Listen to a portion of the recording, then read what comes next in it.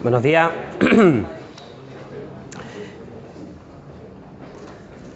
Hoy seguimos con el tema de la respuesta de los sistemas lineales al escalón y bueno, vamos a ver un breve resumen de lo que hemos hecho hasta ahora para ver el resto del sistema. La primera clase la hemos dedicado a ver la respuesta al escalón de los sistemas de primer orden.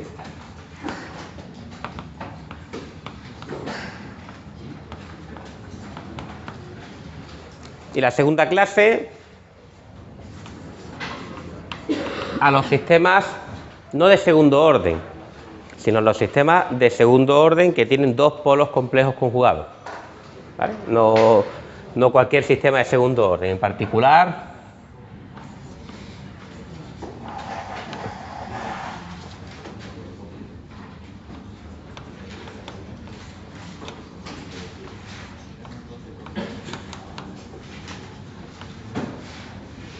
para aquellos que tenían un coeficiente de amortiguamiento menor que 1, que eran aquellos que tenían unos polos complejos conjugados. Y nos hemos aprendido, la idea es que en este tema nos hemos aprendido la respuesta de estos dos sistemas.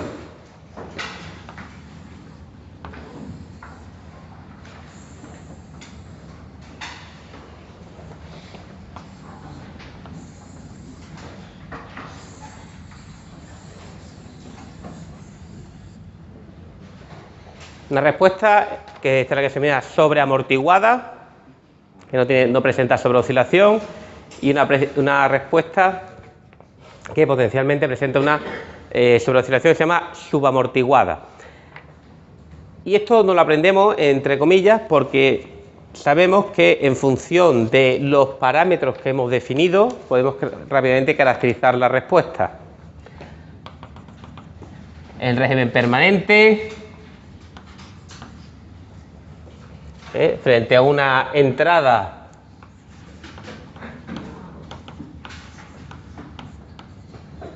de una determinada amplitud, pues tiende a la ganancia estática multiplicada por esa amplitud. De hecho, es lo mismo a lo que tiende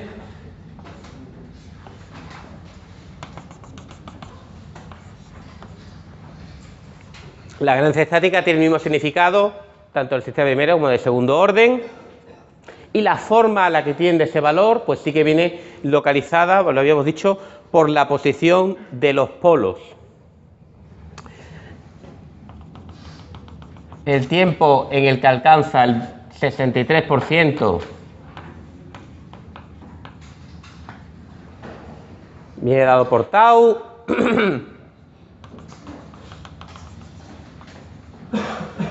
El tiempo en el que alcanza el 95%, pues más o menos por 3 tau. Y ya pues simplemente con el valor de la constante de tiempo tenemos caracterizada la respuesta. En los sistemas de segundo orden, pues un poquito más complicado. Tenemos el tiempo de establecimiento, el tiempo de pico, tiempo de subida, tiempo de pico, tiempo de establecimiento, la sobreoscilación. Y esas características de la respuesta están directamente relacionadas con los valores de delta y de omega n. Podemos parametrizarlo, vemos dónde están los polos y ya nos hacemos una idea de dónde se encuentra el tiempo de subida, pi menos arcoseno de delta,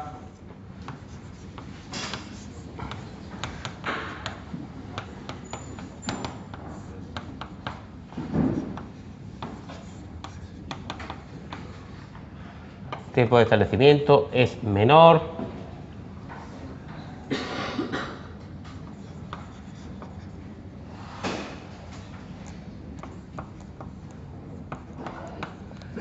Y quizás la más interesante, que es la de la sobreoscilación. Tan solo depende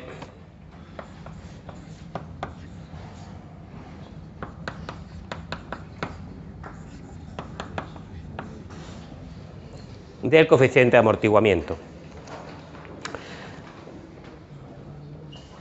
Es decir, que nosotros, dado una función de transferencia a la que aplicamos un escalón,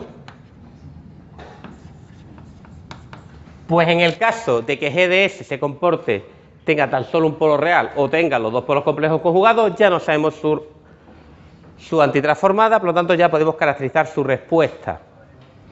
¿Vale? Que esto pues ya es una herramienta útil. Lo que ocurre en la realidad es lo que os podéis imaginar. ¿Qué ocurre cuando el sistema pues tiene más de dos polos? O cuando tiene dos polos que no son complejos conjugados, o cuando tiene un cero. Es decir, ¿qué ocurre para todo el resto de posibles modelos? ¿Qué ocurre cuando G de S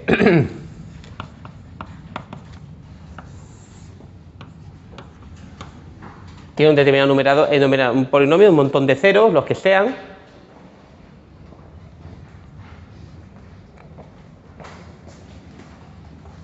Esto para que se vea claro.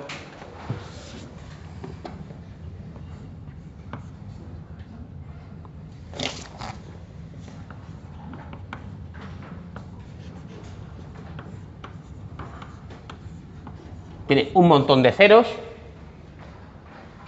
Los ceros son las raíces del polinomio denominador. Y tiene un montón de polos. Varios polos.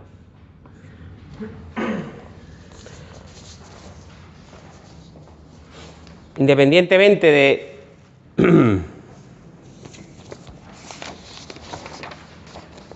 cuántos polos tengamos, pues los podemos identificar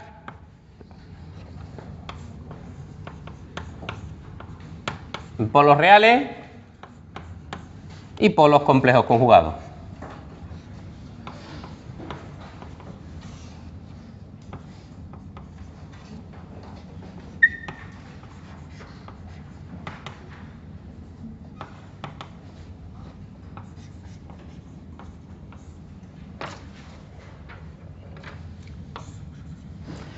Para simplificar los cálculos, aunque todo lo que voy a decir da igual, voy a suponer que solo tengo, no tengo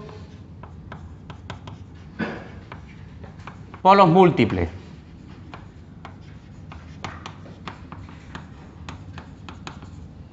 ¿Vale? Simplemente porque ahora voy a poner una expresión cerrada de la antitransformada y me es más sencillo poner la expresión cerrada si no tengo polos múltiples, si no tengo menos uno dos veces. Cada uno de ellos está solo una vez, que insisto, no porque tenga ninguna importancia, lo que voy a decir para lo que nos vale es lo mismo, pero me simplifica la respuesta. Tengo una función aquí genérica, digo, bueno, pues realmente puedo tener más 7 polos, 4, 3, 2, puedo tener cualquier número de polos, puedo tener cualquier número de ceros, puedo tener cualquier número de ceros. Voy a suponer ahora también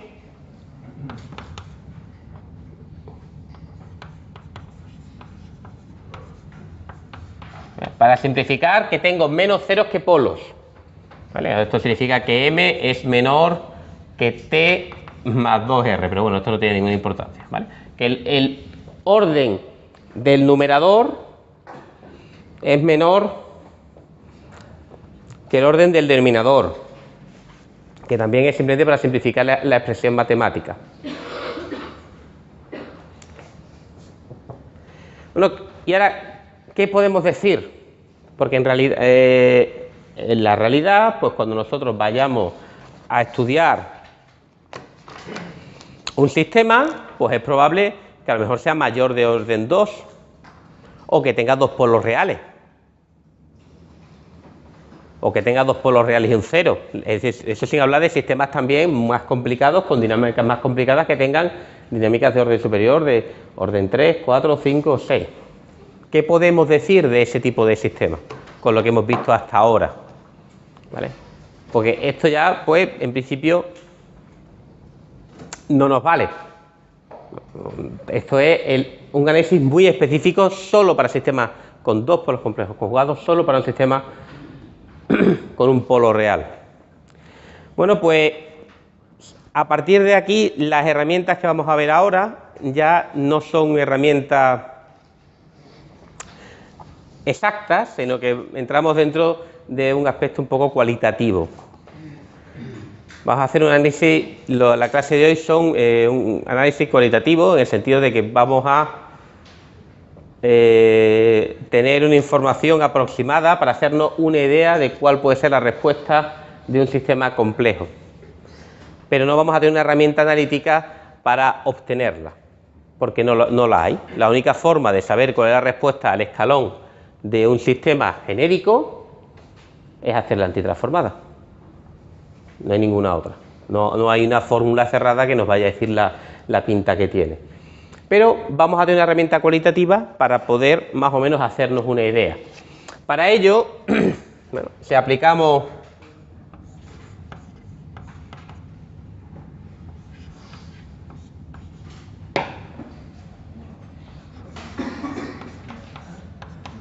y esto es algo que es para lo que, por ejemplo, es importante que tengáis claro más o menos el procedimiento de cómo se realiza una antitransformada. Pues resulta que si nosotros aplicamos un escalón de amplitud U0 a este sistema genérico, que no tiene polos múltiples, que los ceros son menores que los polos, que ya lo he factorizado, ya lo tengo factorizado, ya conozco las raíces del polinomio denominador, todas estas raíces, ¿vale? Más cositas, esto de aquí, suponemos que cada una de estas raíces es compleja conjugada. Pues, ¿qué es lo que pasaría si hacemos la antitransformada? ¿Vale? El primer paso que hay que hacer en la antitransformada es descomponer esto en fracciones simples. ¿Vale? ¿Y en qué fracciones las vamos a descomponer?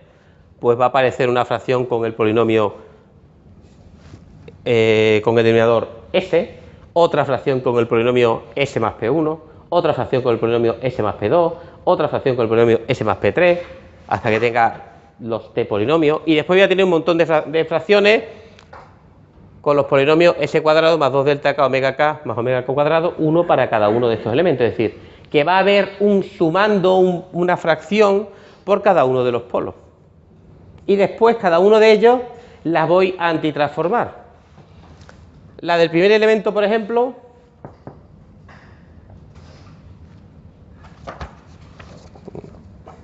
¿vale? Pues va a ser una constante, porque la antitransformada de 1 partido por s es una constante. La del término s más pj va a ser algo que multiplica a elevado menos pjt, porque la antitransformada de un polo real es elevado de s más pj elevado menos pjt. Y aquí, que tengo algo más complicado, tengo un par de polos complejos conjugados, porque delta de k es menor que 1, bueno, pues voy a tener una exponencial que va a depender de la posición de la parte real de estos polos, multiplicada por un seno. Lo que va a cambiar, o sea, la forma es esa, lo que no sé son los pesos, no sé exactamente cuáles van a ser los pesos. Es decir, voy a tener algo de este tipo, voy a tener una constante, y esa constante le voy a dar un valor que le voy a llamar k, ¿vale? Que es exactamente el mismo concepto, y voy a decir que esta k es lo que le voy a seguir llamando ganancia estática.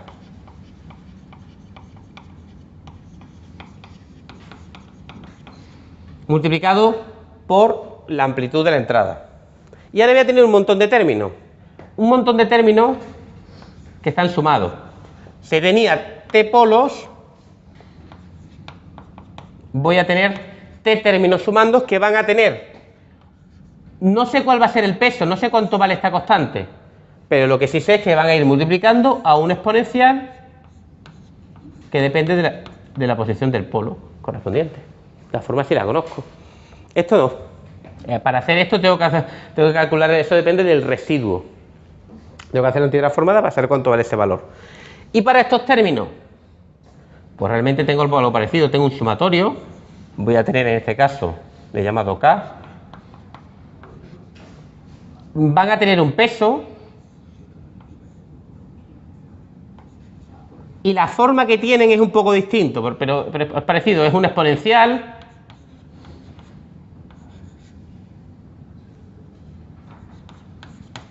Que depende de delta K omega K, Y esta exponencial está modulada por una senoide de frecuencia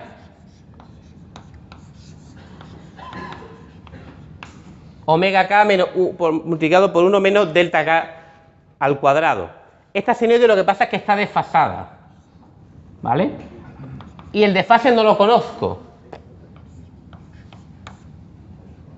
bajo un determinado desfase.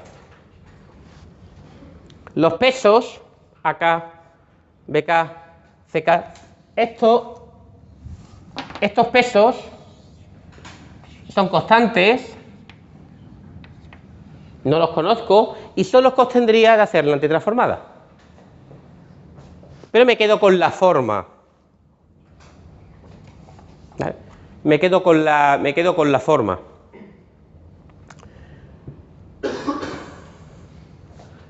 Estos términos pues, están relacionados con lo que aprendimos de los sistemas de primer orden, y este término pues, está relacionado con lo que hemos aprendido de los sistemas de polos complejos, la respuesta a los sistemas de polos complejos conjugados. Ahí a la derecha os he engañado, falta un detalle, ahí no es perfecto. Eso que os he pintado es la respuesta suponiendo que. ¿Vale? Hay algunas suposiciones ahí. Pero hay una que es la más importante. ¿Sí?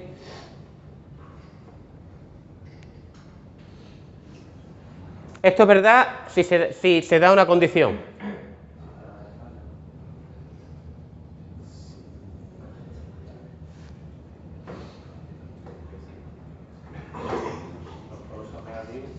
Que el polo sea negativo, en particular que también los polos aquellos sean negativos. Esto es verdad siempre que tau sea mayor que 0, es decir, que el sistema tenga un polo real en el semiplano izquierdo, porque como tau sea menor que 0 y tengamos un polo en el semiplano derecho, esto realmente lo que haría es una cosa así, ¿vale? Que esto es muy malo. Por eso ni nos aprendemos ni la forma, porque eso no debe de ocurrir. También aquí he puesto, por supuesto, que K es mayor que 0, pero bueno, podemos tener ganancias negativas, no pasa nada. Podemos tener sistemas que se llaman de acción inversa, que si le aplico una señal positiva, el escalón se va hacia abajo, no pasa nada. Aquí es igual, aquí he supuesto K mayor que 0, bueno, que lo podría haber supuesto negativo, que no pasaría nada, pero esto estáis suponiendo que delta es mayor que 0. ¿Vale? Con delta mayor que 0, tengo un par de polos complejos conjugados aquí. Como yo ponga delta menor que 0, tengo un par de polos complejos conjugados aquí, y lo que me sale es esto. Hacia el infinito. Es decir, la posición de la parte real de cada uno de los polos es importante, porque como el polo real está en ese semiplano derecho, tengo una exponencial que se me va hacia menos al infinito, y si no, tengo una exponencial modulada por un seno que se me va a infinito. Entonces, mirando aquí, ya tenemos algo importante. De nuevo vemos que tenemos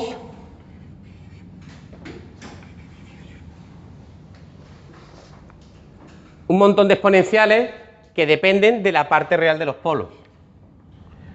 ¿Cuál es la única forma? ¿Cuál es el límite? O sea, que esto no se vaya hacia infinito. Que cada uno de estos elementos, cuando el tiempo tiende a 0, vaya a 0.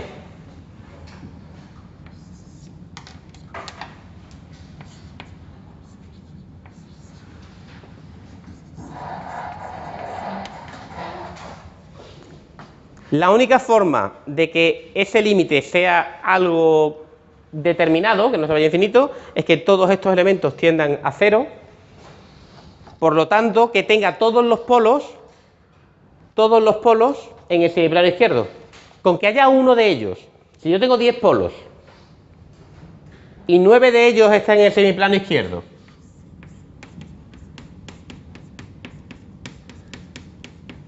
y tengo uno en el semiplano derecho, tengo un exponencial que se me va hacia infinito. E independientemente de lo que vaya el resto de términos, este límite va a estar indeterminado.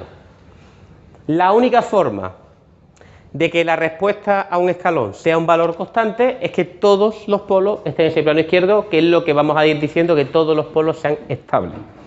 Un polo estable es el que tiene parte real negativa. Daros cuenta que la parte real de un polo complejo conjugado es menos delta omega n. Estos elementos están en menos, los polos en menos delta omega n más menos j omega n raíz cuadrada de 1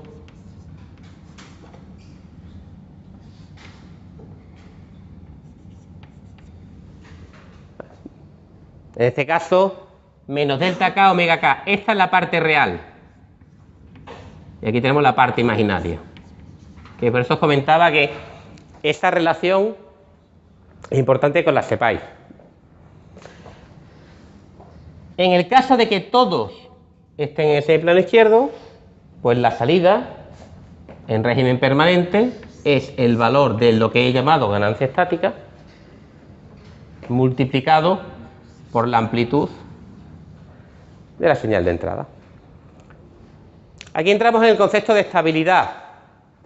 La estabilidad de los sistemas dinámicos, ya hablamos de ella en el segundo tema, y era que un sistema era estable conceptualmente si frente a una entrada que está acotada, la salida está acotada. ¿Vale? Si yo introduzco una entrada acotada, la salida está acotada. Obviamente, si yo aplico un escalón y la salida me diverge hacia infinito, bien de forma continua o bien oscilando, frente a una entrada acotada, que es un escalón, la salida no ha sido acotada y por lo tanto es inestable. En los sistemas lineales, un sistema lineal es estable para cualquier entrada si tiene todos sus polos en el semiplano izquierdo. Tiene todos sus polos con parte real negativa. El eje imaginario es inestable. ¿Vale? Cualquier polo que haya en el eje imaginario, ya el sistema es inestable. Existe alguna salida, alguna entrada acotada que hace que la salida vaya hacia infinito. Eso simplifica mucho el estudio de la estabilidad. Cuando vayamos a diseñar un controlador, que lo tendremos que conseguir que todos los polos del sistema final estén en el semiplano izquierdo para que la respuesta sea estable. Y por lo tanto, para cuando tengamos una entrada constante, nuestra salida tienda a un valor constante. Constante que depende de esta ganancia estática. Todos los sistemas dinámicos estables tienen este parámetro que es muy importante, que es lo que caracteriza el valor de la salida cuando el tiempo tiende hacia infinito, el comportamiento estático. Esta K la definimos para sistemas de primer orden, la hemos definido para sistemas de segundo orden y se puede definir para sistemas de orden n. De hecho, se puede calcular analíticamente. Es el único parámetro fácil de calcular de cualquier sistema. Dado este sistema, yo puedo calcular cuánto vale su K. Fácilmente. ¿Vale? ¿Cómo se calcula la ganancia estática de un sistema estable? La ganancia estática de un sistema estable se puede calcular utilizando el teorema del valor final. El teorema del valor final. Que os comenté que era un teorema que tenía una cierta importancia porque era útil en control. ¿Vale? El teorema del valor final lo que te dice es que el límite cuando t tiende hacia infinito de x de t es igual al límite cuando s tiende a 0 de s por x de s. ¿Vale? Este es el teorema del valor final. Una de las propiedades de la transformada de Laplace.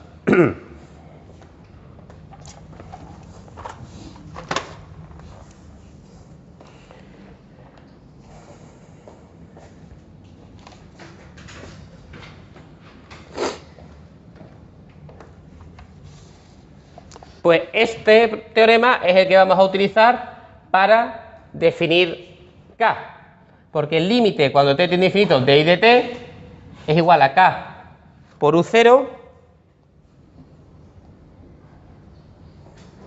pues es igual al límite cuando S tiende a 0 de S por I de S. Por S por I de S.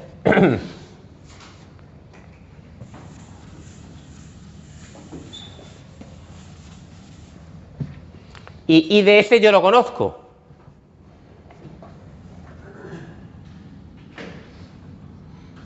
I de S es igual a la función de transferencia, me da igual lo complicada que sea, me da igual lo compleja que sea,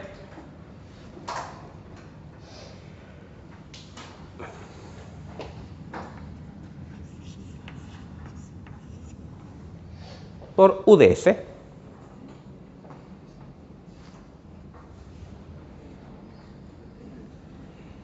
Lo que significa que K por U0 es igual al límite cuando S tiende a 0 de S por G de S por U0 partido por S.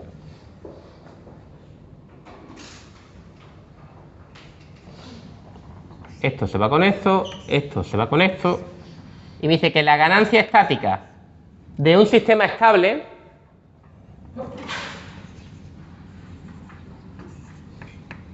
si G de S es estable, esto de aquí es una expresión que solo se debe de utilizar para sistemas lineales. Los sistemas lineales es verdad que pueden ser estables o inestables. Los sistemas no lineales la nomenclatura es un poquito más compleja, pero si el sistema es lineal, como lo que estamos estudiando, podemos decir perfectamente G de S es estable o no lo es, tiene o no tiene polos en el semiplano derecho o en el eje imaginario. Si tiene un polo en el semiplano derecho o en el eje imaginario, no es estable el sistema. Pero si lo es, entonces K puedo calcular su ganancia estática, puedo caracterizar perfectamente cuál va a ser la respuesta de ese sistema frente a una entrada constante, que es una ganancia. El sistema en régimen permanente se comporta como una ganancia. Si tú esperas suficiente tiempo, se comporta como una ganancia. Y el valor de esa ganancia se puede calcular directamente de la función de transferencia como límite cuando S tiende a 0 de G de S. Este sistema, los sistemas de primer orden, límite cuando S tiende a 0 de K partido por S partido por tau más 1 es igual a K. Lo que significa que que el sistema, si espera suficiente tiempo, se comporta como una ganancia de valor K. Yo le he entrado una amplitud, le he aplicado una señal de amplitud U0, la salida es K por U0. Es decir, se ha comportado como esto. Le he entrado U0, la salida es K por U0. Si espero suficiente tiempo. Si el tiempo es mayor que 3 tau. El límite cuando S tiende a 0 de K por omega n al cuadrado por S cuadrado más 2 delta omega n más omega n al cuadrado es igual a K omega n cuadrado partido por omega n al cuadrado, que es igual a K. Este sistema también está parametrizado de forma que en régimen permanente, si es estable, lo puedo aproximar por una ganancia de valor K. Le entra U0 y cuando ha pasado suficiente tiempo, la salida es K por U0, una ganancia. El valor de la ganancia estática de un sistema es muy importante, ¿vale? Práctica, a nivel práctico, ¿vale? incluso si no te importa mucho cómo llegas a alcanzar ese valor, un sistema dinámico, su ganancia estática, pues es muy importante porque lo caracteriza en régimen permanente. Y además es fácil de calcular. Te insisto, este es el único valor que es fácil de calcular. El resto, ya está, el comportamiento no lo es. ¿Dudas por ahora? Bueno, pues por ahora, claro, parece que tampoco hemos avanzado mucho. Si tenemos un sistema genérico, lo único que sabemos es que podemos fácilmente decir si es estable o no es estable, ¿vale? Porque miramos sus polos y si vemos uno en el semiplano derecho o en el eje imaginario es inestable. Eso es fácil. Lo segundo es que podemos caracterizar su comportamiento en régimen permanente si el sistema es estable, pero tampoco no podemos saber mucho más por ahora. Ni siquiera conocemos su forma. Bueno, vamos a estudiar dos herramientas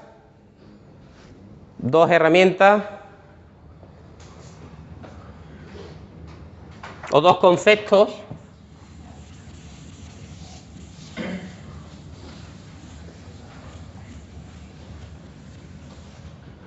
me quedo sin pizarra, dos conceptos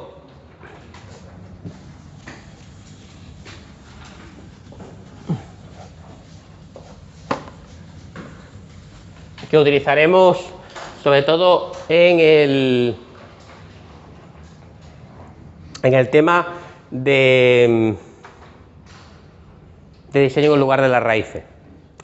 Y el primer concepto es el concepto de dominancia de polos.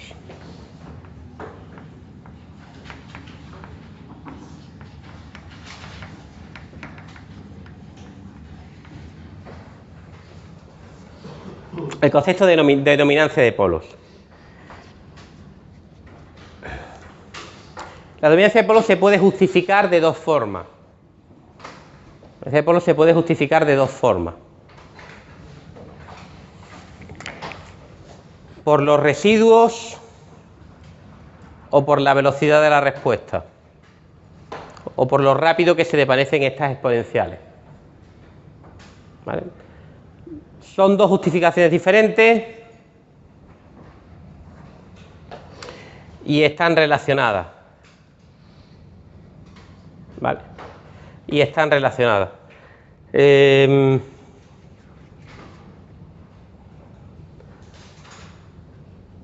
Quizás sea más fácil por la velocidad en la que se desvanecen las exponenciales.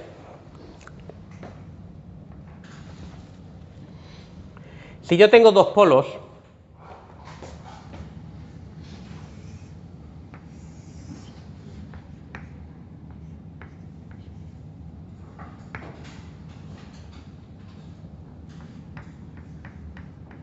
¿vale?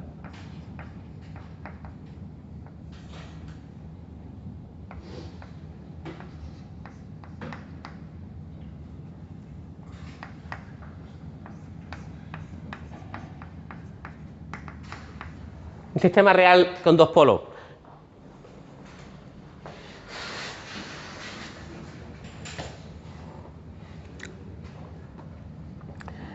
La respuesta a este sistema pues va a ser algo como esto, ¿no?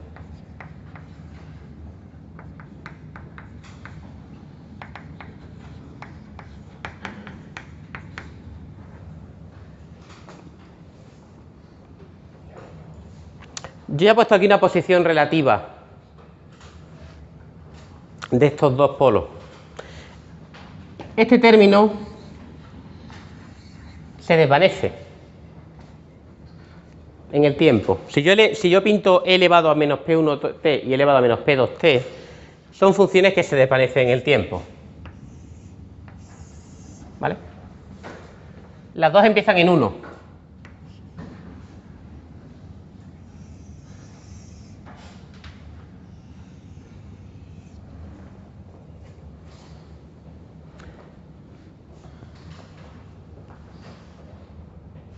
Esta gráfica es e elevado a menos P1t o elevado a menos P2t.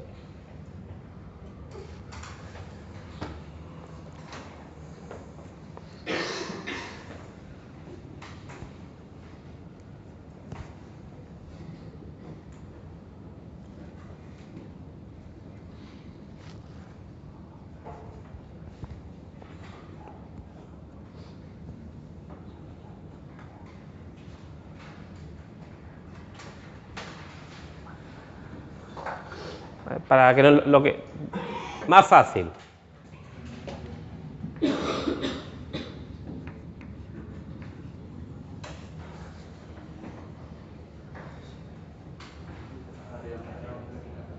¿Qué se le parece antes? ¿E elevado a menos t o e elevado a menos 10t? ¿Vale? Levantad la mano los que crean que se le parece antes e elevado a menos 10t. Estáis poco atentos. Es los únicos que habéis levantado la mano es lo que os estáis enterando. Esto se desvanece más lentamente que esta. Por lo tanto, esta es e elevado a menos p1t. ¿Vale? Por ejemplo, e elevado a menos t. Y esto se desvanece más rápido. Si esto es el tiempo, pues esto sería e elevado a menos p2t. Por ejemplo, el ejemplo que he puesto ahí, menos 10t. La velocidad con la que tiende a cero cambia. Y tiende a cero más rápidamente cuanto más lejos se encuentra. Cuanto más lejos se encuentra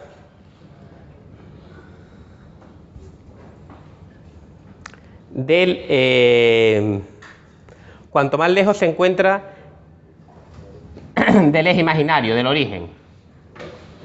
Así puesto, si uno lo piensa y dice, bueno, claro, si yo os pongo esta respuesta así y os digo, han pasado 5 segundos y 5 segundos está aquí. De estos tres términos, ¿cuáles son importantes?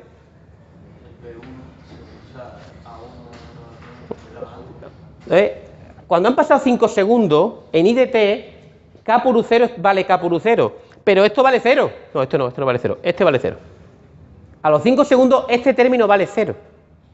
Entonces, en relación al paso del tiempo, las exponenciales que se desvanecen más lentamente, por lo general, se puede decir que dominan a las exponenciales que se desvanecen más rápidamente, puesto que su efecto desaparece antes con el tiempo. Eso es el efecto de que va a haber elementos más importantes que otros, aportaciones de polos más importantes que otras. La otra idea también es que este término, la constante A1 y A2, claro, si A sub 1 se puede ver que es mayor que A sub 2.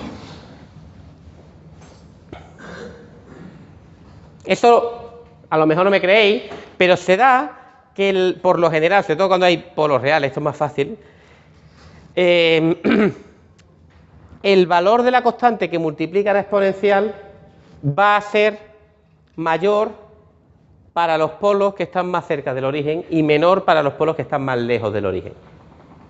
¿Eso por qué? ¿Por qué se va a dar? Porque ¿cuánto vale A sub 1? A sub 1 es G de S multiplicado por S partido por P sub 1 más 1 en S igual a menos P1. En nuestro ejemplo que he puesto ahí, A sub 1 sería igual a ¿qué? A K partido por S partido por 10 más 1 cuando S es igual a menos 1. ¿Vale? Y A sub 2 sería igual a K partido por S partido por 1 más 1 cuando S es igual a menos 10.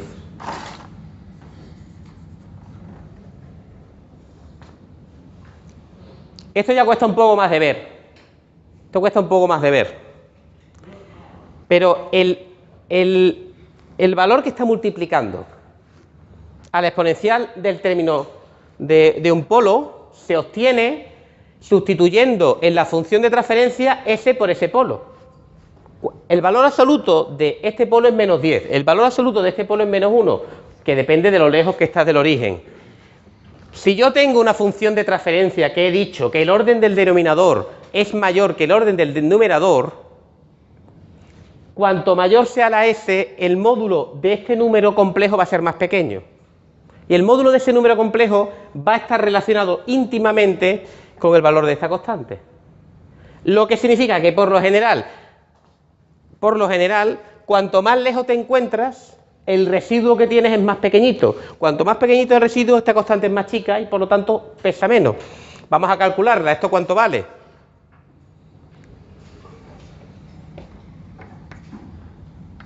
K partido por 0,9, ¿no?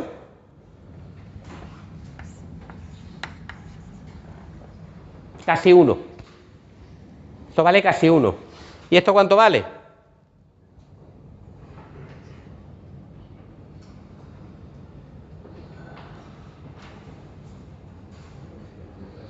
Menos 10, K partido por menos K partido por 9. O sea que este término es 10 veces más grande que este. ¿Vale? Este A1 es 10 veces más grande que este. O sea, no solo se desvanece más rápido, sino que además su constante que lo multiplica es mucho mayor. La constante que multiplica es mucho mayor. Es decir, claramente, esto es lo que nosotros decimos, que este polo es dominante con respecto a este polo. ¿Y eso en qué se traduce en la práctica? Pues se traduce en la práctica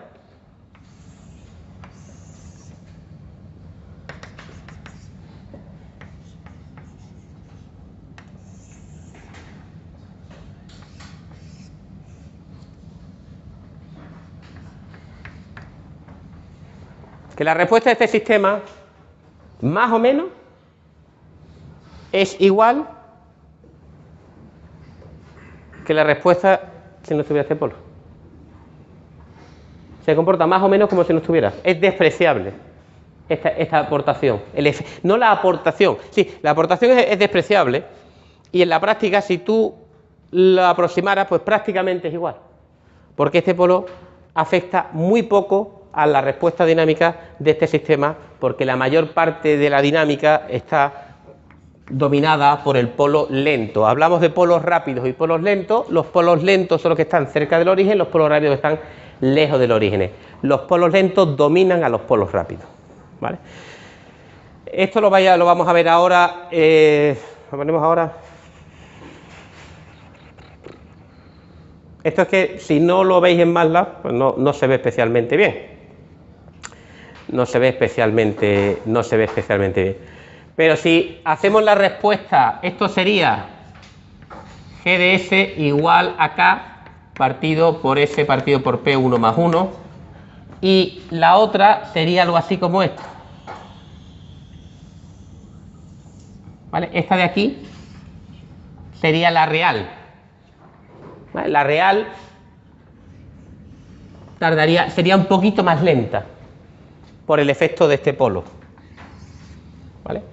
Un poquito más lenta. Esto sería GDS igual a K partido por S partido por P1 más 1, S partido por P2 más 1. Sería un pelín más lenta. Se ve claramente cuando hay sistemas de orden superior, porque cuando hay sistemas de orden superior, la derivada en el inicio es 0. ¿Vale? Y punto en 0 es igual a 0. ¿Vale? El sistema de orden superior no solo es el valor de la salida 0, sino que sale con una cierta, sale con derivada nula, tarda un poquito en acelerar. Los sistemas de primer orden que no existen, pues salen así con una derivada no nula. Esto tiene una interpretación física bastante fácil de entender. Vamos a poner por aquí. Y ya.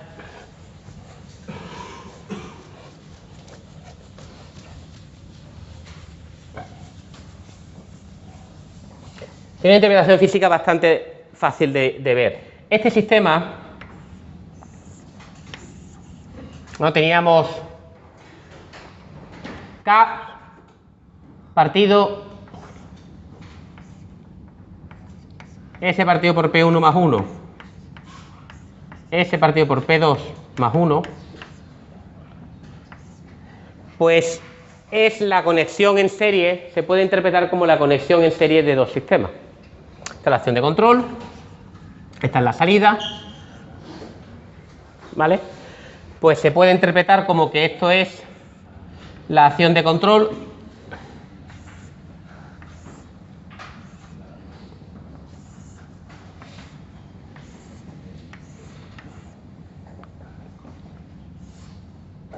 que va a un sistema, la salida de ese sistema, y después a una ganancia acá. Los puedes colocar en serie. De hecho, si me apura, me sale mejor hacer así, porque este es el rápido y este es el lento. Este es el rápido y este es el lento. Imaginaros que yo pongo aquí un calefactor, ¿vale? Eléctrico. La resistencia. Tú le das, se calienta la resistencia. Cuando la resistencia se calienta, emite calor y se calienta la habitación. ¿Vale? ¿Está aquí todo bien? Entonces, ¿cuánto tarda desde que vosotros en vuestra casa pulsáis la resistencia? Le dais al botón de la resistencia. ¿Cuánto tarda en calentarse la resistencia a su máxima temperatura? ¿Un segundo? Un segundo. ¿Vale? Es decir, esto de aquí es la resistencia. Cuando se le aplica un voltaje, tarda, ¿vale?, un segundo en alcanzar su temperatura final. Es decir, que tiene un tiempo de establecimiento de un segundo. Y esto es 3 veces su constante de tiempo. O sea, es decir, que 3 partido la constante de tiempo es 1 partido por P2. O sea, 1 partido por P2 es igual a 1/3.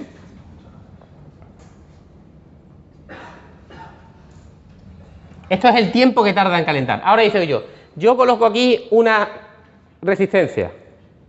¿Cuánto tiempo tarda la resistencia en calentar vuestro cuarto? O sea, no, esto es como lo del cuarto de baño, no sé si lo decís vosotros, ¿no? Levantáis por la mañana en enero, hace mucho frío, y te levantas y antes de nada vas al cuarto de baño y enciendes la resistencia. Y después te vuelves al cuarto. Y a la media hora vas a ducharte. Porque tú enciendes la resistencia tarda 1 segundo en calentar. Pero ¿cuánto tarda en calentarse el cuarto de baño? Dice, yo qué sé, 10 minutos. La constante de tiempo del cuarto de baño es 10 minutos. Esto es lo que ocurre aquí. Esto es lo que viene aquí puesto. La temperatura, si yo pusiera aquí la temperatura, cuando yo tengo un escalón, la temperatura de la resistencia hace esto. Y esto de aquí es 1 segundo.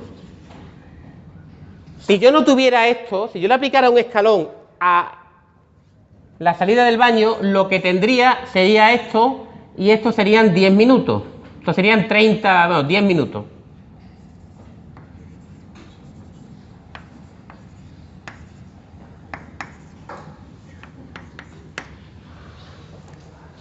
Y ahora, si tú lo miras desde el punto de vista del cuarto de baño, desde el segundo número 1, tú has tenido una entrada constante que te afecta a tu temperatura del cuarto de baño. Desde el segundo número 1, porque al segundo la resistencia se puso a todo lo que da. Ya no da más. A partir del segundo 1, para el cuarto de baño, la entrada de la resistencia era constante. Entonces, si nosotros aproximamos el sistema de segundo orden por el sistema de primer orden, es equivalente a decir, mira, total, para lo que ha tardado la resistencia en calentar, supón que ha valido, que estaba ya caliente desde el inicio. El segundo que hemos perdido es despreciable. Para hacernos una idea de cómo reacciona el sistema. ¿Vale?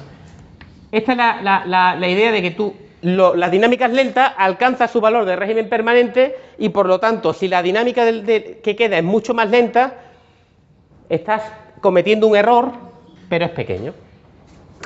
En la práctica, ¿qué es lo que nos gusta a todos nosotros? ¿Qué es lo que podemos decir? Básicamente, vamos a decir, más o menos, que esto es mentira, pero es por daros una idea.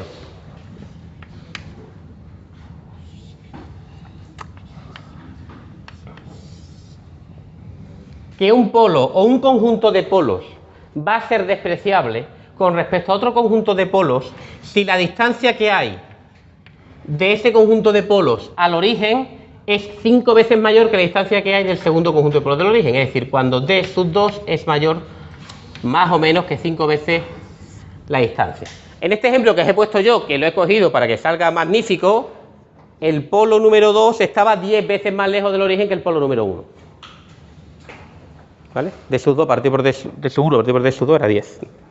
¿Vale? Pues este va a ser más o menos el criterio. Esto significa que si yo tengo, por ejemplo, dos polos aquí y un polo aquí, voy a poder aproximarlo por este par de polos complejos conjugados si esta distancia, daos cuenta que las exponenciales se desvanecen en función de la parte real de los polos complejos conjugados. Si esta distancia D sub 1, si D sub 2 partido por D sub 1 mayor que 5, puedo despreciar este polo.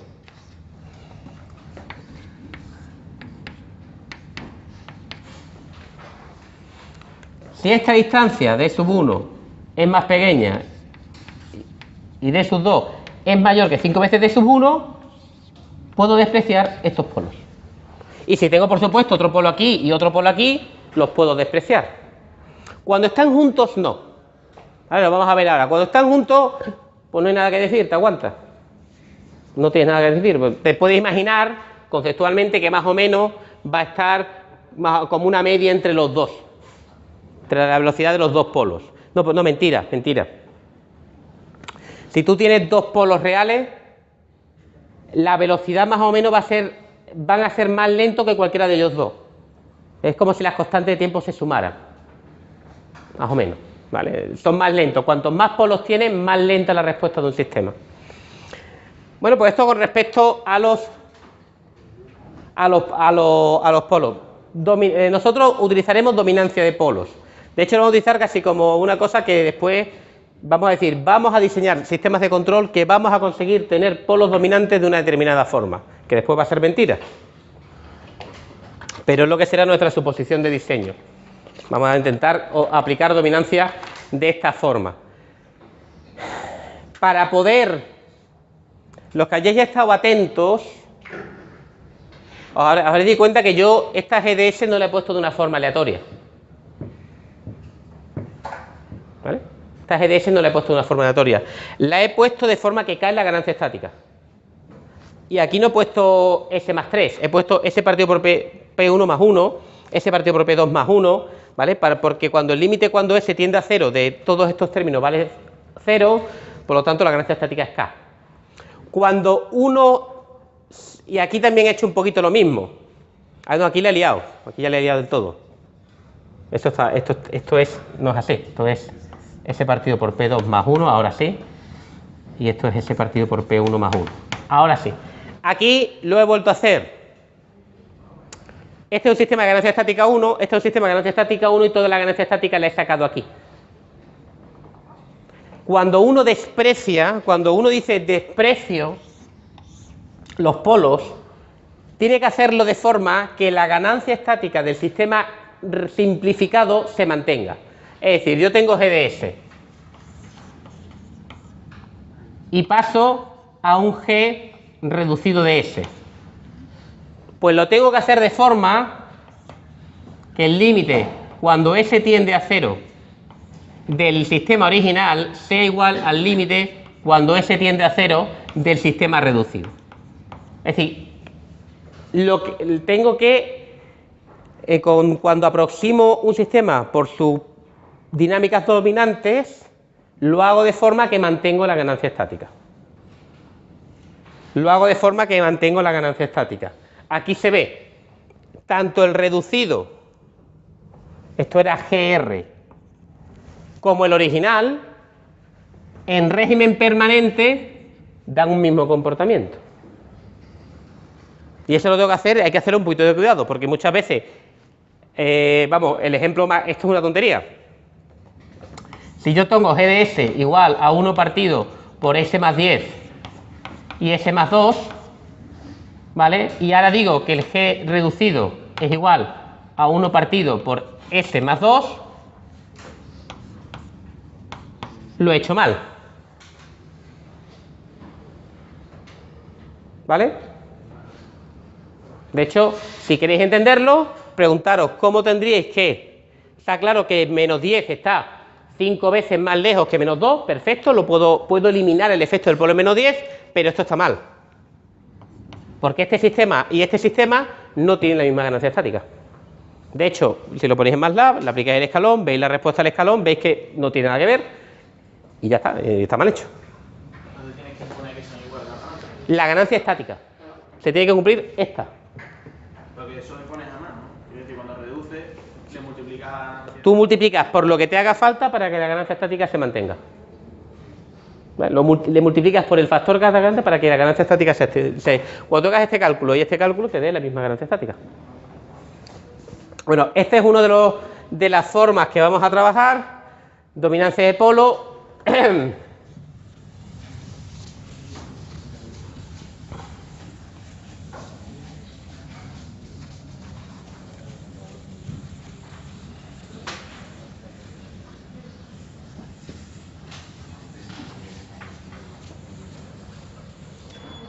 Y los ceros. Ahora quedan los ceros. No hemos hablado de ellos hasta ahora. Los dos sistemas que hemos estudiado, primer orden sin cero y polos complejos conjugados sin cero, hemos ignorado completamente el efecto de los ceros. De hecho, hasta ahora ni siquiera hemos seguido hablando de dominancia y hablamos de dominancia de polos. Tampoco hemos hablado de los ceros. Tampoco hemos visto que los ceros, por ejemplo, en su posición tampoco afectan a la ganancia estática. Tampoco afecta a la estabilidad. Los ceros tampoco definen la estabilidad. Entonces, bueno, ¿qué hacen los ceros? O sea, ¿para qué valen los ceros? ¿Qué implican los ceros? Bueno, pues los ceros afectan y mucho a la forma, al transitorio. ¿Vale? De hecho, mandan un poco al traste toda esa idea que yo os he puesto. En el momento que hay ceros, afectan completamente, lo que van a afectar es a los pesos de las diferentes exponenciales. Afectan el comportamiento. Vamos a verlo de una manera sencilla, matemáticamente y después con un ejemplo. Yo tengo g de s, ¿vale? Y g de s tiene su respuesta al escalón, le voy a llamar i de t. Ahora tengo g sub c de s, que es un sistema que va a ser el mismo sistema pero con un cero. Es decir, esto es igual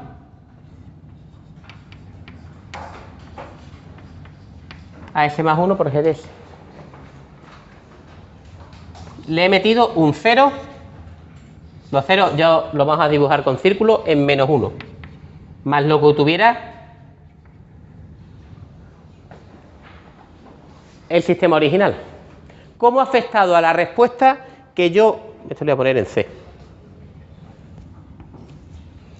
S más C.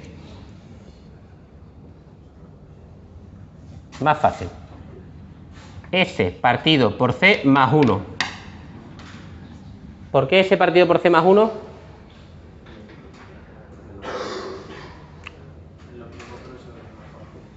¿Por qué S partido por C más 1? Porque los dos tienen la misma ganancia estática. Límite de g de s cuando s tiende a 0 es igual al límite de g sub c cuando s tiende a 0. La misma ganancia estática. Le he metido un 0, le he metido dinámica, pero no le he cambiado la ganancia estática. La respuesta es la misma. En régimen permanente. ¿Cómo afecta al transitorio? ¿Cuánto vale i de c de t? ¿Cuánto vale la respuesta de este sistema frente al escalón? Entonces decimos, no la conocemos. Dice, pues claro que sí la conocemos. Esto es igual a i de t más 1 partido por c por la derivada de i de t.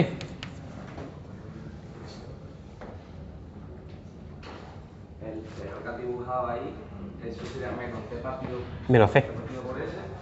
No, esta si yo pongo dónde está el cero en el plano complejo, está en menos c. Cuando S vale menos C, esto vale 0. Si yo pongo S sustituyo por menos C, que está en 0. O sea que fijaros, si lo conozco. Lo que le estoy sumando es a la. Si le sumo un 0, es a la propia salida, le sumo su derivada. Pero le doy un peso. Le doy un peso. Que aquí ya vemos el tema de los ceros determinantes. ¿Qué pasa si C es muy grande? Es decir, ¿qué pasa si C está muy lejos del origen? Que esto va a ser pequeño. Potencialmente, esto será menos importante.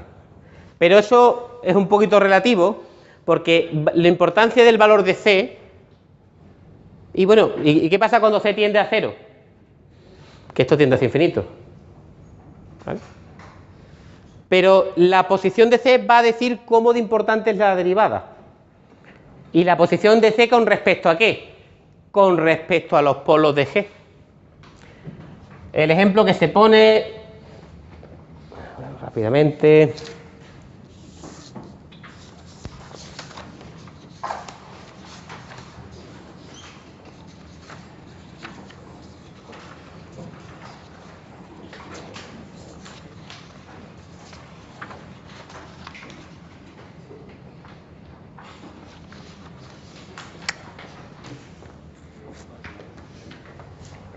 Esto lo que pasa es que pues se hace mejor en simulación. Si no me da tiempo hoy, lo hacemos la semana que viene.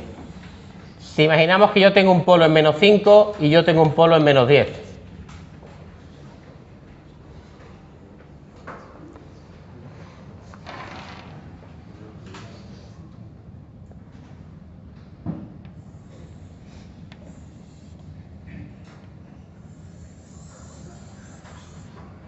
La respuesta a ese sistema es algo así.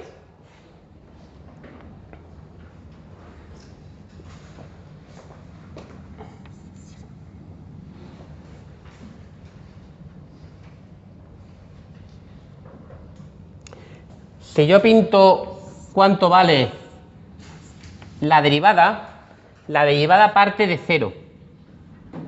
La derivada parte de 0, crece y en algún instante de tiempo alcanza el máximo, que es en el punto de inflexión de esa curva. Hay un punto de inflexión. Es decir, que hace una cosa así como esto. ¿Vale? Esa es la derivada. ¿Vale? Este es el punto de inflexión y alcanza el 0 aquí. Si el 0 está muy lejos,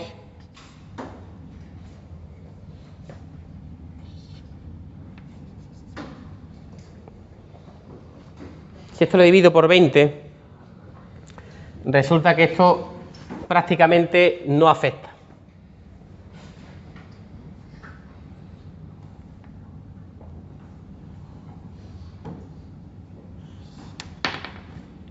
Este es el punto 2, ahí sí afecta. Esto lo pongo 50, menos 50, menos 12, menos 7, menos 2. Si lo pongo en menos 50, prácticamente no afecta. Es un pelín. Le sumo esto partido por 50, va a ser ligeramente más rápido. Ligeramente más rápido entendemos como que llega antes al régimen permanente, porque le estoy sumando algo. Cuando está por aquí en medio, es bastante más rápido. Y si estoy por aquí abajo, se dice que el 0 domina sobre los polos y la dinámica dominante del 0 es este pico y nos vamos a encontrar con cosas como esto. Que vamos a tener que un sistema que tiene dos polos reales y un 0 presenta un comportamiento que parecería que es sobreoscilación, pero no es sobreoscilación de un par de polos complejos conjugados. Es que el 0 está provocando ese comportamiento tan fuerte. En general, no podemos decir mucho más de los 0 que los ceros que se encuentran en el semiplano izquierdo, es decir, que aquellos que tienen un C mayor positivo, mayor que 0, por lo general hacen que la respuesta sea siempre más rápida. Para que tengan efecto, entre comillas, tienen que ser no estar dominados. Es decir, si son demasiado rápidos, el efecto va a ser despreciable. Cuando están en el entorno de los polos dominantes, pues van a hacer que la respuesta sea más rápida, que alcanzar de menos tiempo en alcanzar el régimen permanente. Si se hacen dominantes, suelen presentar este efecto de sobreoscilación, cuando dominan sobre el resto de la respuesta, ¿vale? Y no podemos decir mucho más. Si vemos un 0, pues tendremos que ver si domina, si no domina o si está en medio y hacernos una idea del efecto que puede tener. No se puede ir más lejos. Esto es para C mayor que 0. Estos se llaman ceros de fase mínima. Y hacen que los sistemas presenten respuestas al escalón más rápidas. Pero claro, ¿qué ocurre si tengo un 0 en el semiplano derecho? Lo primero que voy a pensar, ¿tiene algo que ver con la estabilidad? No, la estabilidad depende de dónde están los polos. Pero ¿afecta en algo en que el 0 esté en el semiplano derecho? Claro, C es menor que 0. O sea que a esta señal le voy a restar su derivada.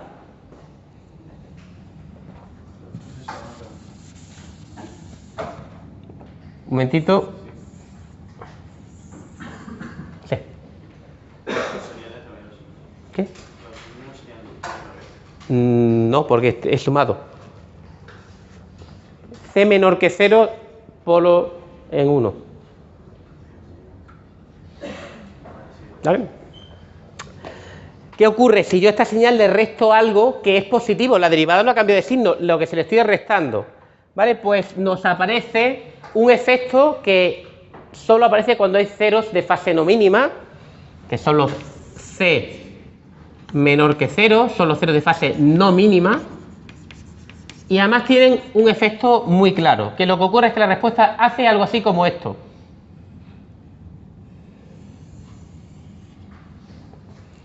Y para los que esto gráficamente, claro, lo veis y te dice, me da igual que sea esto o que sea lo otro, hasta que te montas en el coche. Que te montas en el coche, tú vas a 80 km por hora y quieres ir a 120. Pones el sistema de control de velocidad del crucero, ¿vale? Y entonces de repente el coche te frena y te pone a 50. O sea, el tío primero frena, te va a 50 y después ya acelera hasta 120. Peor todavía, te montas en el coche a 37 grados y le das al aire acondicionado al climatizador. Y le dices que quieres ir a 23. Pero el tío decide previamente encenderte por lo menos un ratito la calefacción. Te sube a 40 grados y después ya te vas a 23. ¿Veis el efecto que tiene esto? Que esto no es intuitivo. Esto es que para llegar a algo positivo, primero disminuyo mi valor. Esto es malo. En control eso es malo. O sea, es malo. Sistemas que tienen ceros de fase no mínima dan problemas para ser controlados. Dan problemas para ser controlados. Hay algunos sistemas dinámicos, los sistemas que tienen fase no mínima son lo que se suele decir difíciles de controlar, porque tienen este efecto raro que antes de alcanzar el valor final van en sentido contrario. Antes de subir han bajado. Y esto a los sistemas de control les vuelve un poco locos. ¿Vale? Y esos son los sistemas de fase no mínima. Aquí pasa lo mismo. ¿Vale?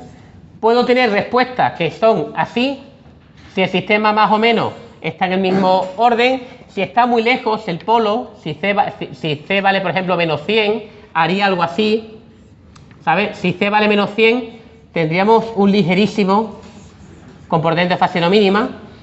Esto sería menos 100, perdona, 100. Esto sería menos 7. Y si tuviéramos menos 2, pues haría algo así. ¿Vale? Si tienes el 0 en menos 2, domina sobre el resto, está más cerca del origen, porque lo que puse antes de la distancia era en valor absoluto. En polos da igual, en 0, si tengo un polo en 2, está dominando sobre estos dos. Y el efecto sería muy marcado.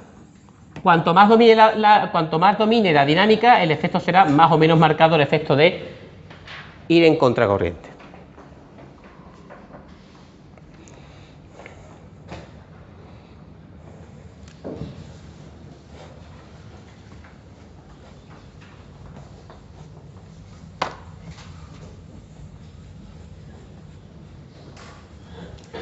Hemos visto dominancia, el efecto de añadir un 0. Si añadimos más 0, pues os imagináis que es la suma de esos efectos. El efecto puede ser hacerlo más rápido. Esto básicamente lo hace más lento. La respuesta es más lenta con el 0 de fase no mínima que con el 0 de fase mínima. Y hay un efecto importante más. Hay un efecto importante más que vamos a ver, que es el de cancelación de dinámica.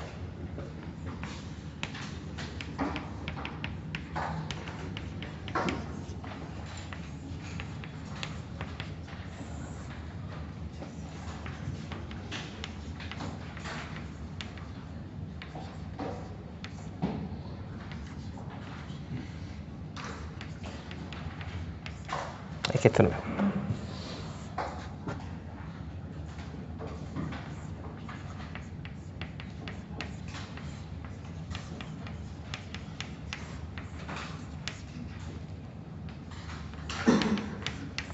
El mismo ejemplo de antes, pero ¿qué es eso de la cancelación de dinámica?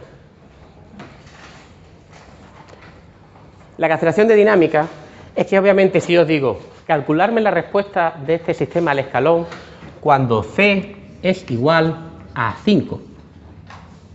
Mal número. ¿Vale? Pintarme esa respuesta. Entonces yo lo miro y por expresión digo, esto me la sé yo.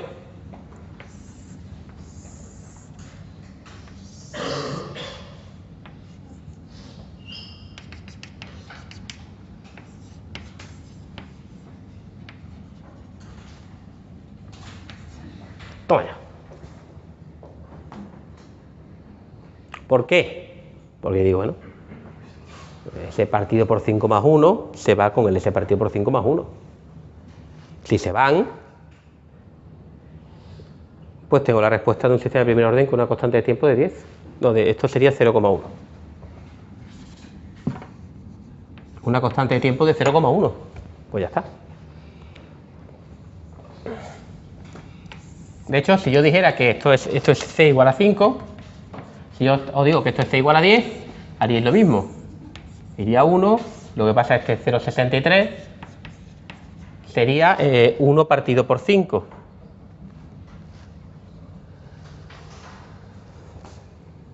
Sería 0,2. 0,2 segundos. ¿Vale? Claro. Y si yo digo que vale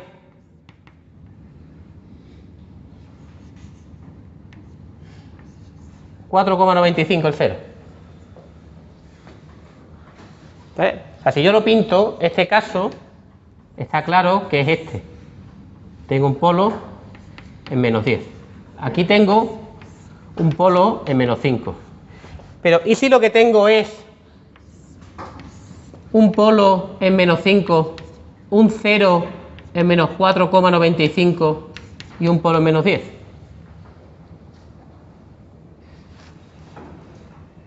O sea, veis claro que no podéis cancelar el término superior con el inferior. ¿Pero a qué se va a parecer más? ¿A esta o a esta? ¿Vale? O sea, va a ser prácticamente igual a esta. Va a ser un pelín más lenta, pero prácticamente va a ser exactamente igual. Porque decimos que esto es un efecto que los ceros pueden cancelar el efecto de un polo. Un cero no tiene por qué estar encima del polo. Con que esté cerca del polo, un cero cerca de un polo, cancela su aportación, cancela su efecto. O atenúa su efecto atenúa su efecto, ¿vale? Eso es lo que se llama cancelación de dinámica. Los ceros cercanos, un cero y un polo que estén muy cerca, se anulan el uno al otro. De hecho, aquí fijaros que este sistema es como si fuera un G reducido de 1 partido por S partido por 10 más 1. No tiene se ha cancelado no solo el polo, se ha cancelado el cero, se han cancelado mutuamente, ¿vale? De hecho, la simulación que haremos mañana, voy a coger un polo, lo vamos a mover desde aquí hasta aquí y vamos a ver la respuesta de los dos polos. Aquí se va a parecer a un polo menos 5, aquí va a ser algo intermedio entre menos 5 y menos 10, aquí va a ser menos 10 y aquí va a estar dominada por el 0, ¿vale? Pero eso, la única forma de hacerlo es con MATLAB o con Simulink o con alguna herramienta, que eso pues lo veremos mañana. ¿Dudas por ahora? Esta clase es un poco heurística, pero esto lo vamos a utilizar en diseño en lugar de las raíces, tanto cancelación como dominancia, como el efecto de añadir un cero, como los ceros de fase no mínima, como la posición de los polos y los ceros en el plano complejo. Así que estudiároslo antes de estudiaros el tema del lugar de las raíces. Seguimos mañana.